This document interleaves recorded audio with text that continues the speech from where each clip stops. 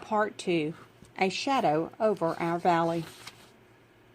Chapter 6, Radio Mullah. I was at the home of one of my relatives in Mangora one evening when I heard a strange sobbing come from the radio. After a long day of cooking, the women had gathered around the radio as they cleaned up. As usual, I was doing my best to get out of having to do the dishes, but I stopped at the sound of this odd weeping. At first, it sounded like just another Aman giving advice about how to live a virtuous life. "Quit smoking," he told the men, "and pray daily." The women murmured in approval, my mother among them. Then he began to cry. "Stop listening to music," he begged.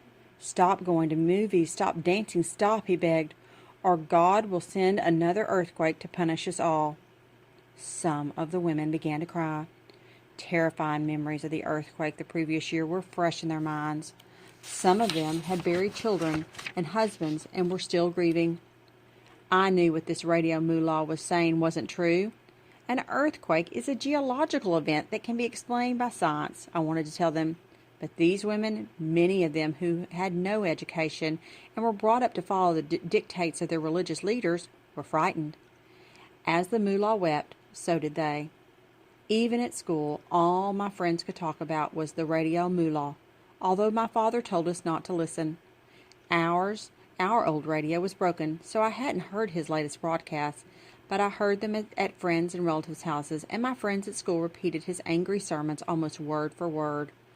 All music was haram, he said, forbidden by Islam. Only his radio station was permitted. Men should grow their hair and beards long, not keep them short in what he called the innovative fashion, and women, he said, should stay at home in the purdah quarters at all times. They should go out only in emergencies, only wearing the burqa, and only with a male relative. At first, my mother had enjoyed his sermons when she listened to them with our relatives, especially when he spoke about the need for daily prayer. People, especially women, romanticized him. People thought he had a good interpreter of the Holy Quran and admired his charisma. They liked his talk in bringing back Islamic law because everyone was frustrated with the slow, corrupt Pakistani justice system. His followers chanted poems that sounded beautiful, but were in fact messages to motivate girls to stop going to school. My father disapproved of him from the beginning. "No Radio Mullah is going to tell me what to do. This mullah," he declared, "is nonsense and trouble." "Don't speak that way," my mother told him. "God will be angry with you." My father turned out to be right. He had done some investigating, and the man behind the mysterious radio voice, this mullah, is a high school dropout. He doesn't even have religious credentials. This so-called mullah is spreading ignorance. The voice on the radio belonged to Maulana Fazlullah, one of the leaders of the TNSM. His followers had helped so many people after the earthquake, but he was taking advantage of the trauma to instill fear in them too. So Fazlullah's attacks became personal. He announced the names of men who'd spoken out against him, people we knew, people we didn't know, people who were campaigning for peace in the valley, but also people who thought they were having private conversations. They were all suddenly publicly called sinful. It was as if the Radio Mullah and his men could see through walls. Now that I was getting older, it wasn't so easy to sit in on men's discussions about being noticed.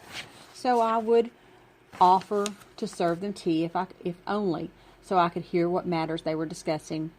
In those days, there were only two topics of conversation, the Radio Mullah and the fighting just across the border in Afghanistan.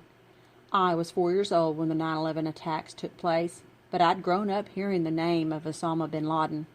In our country, everyone knows about 9/11 and Osama bin Laden.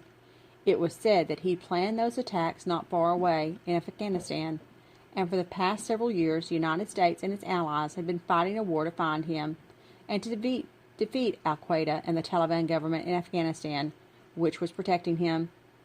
The Taliban. As soon as I would hear that word, my ears would perk up.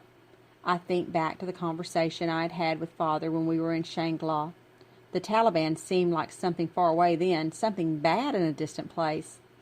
Many of my father's friends believed that despite how popular Fazlullah was becoming and its association with the Taliban in Pakistan, they were still too far away to be concerned.